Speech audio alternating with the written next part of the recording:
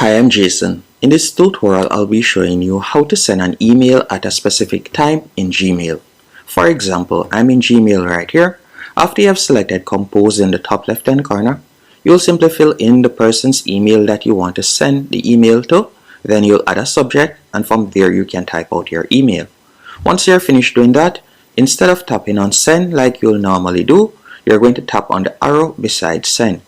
Then from there, you're going to see the option schedule send. You'll tap right there. Then you're going to tap right where you see select date and time. Once you have done that, you can select the date. So let's say, for example, tomorrow.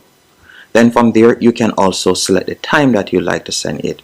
So for example, I want to send it 9 tomorrow. I'll simply select 9. So you can see right there.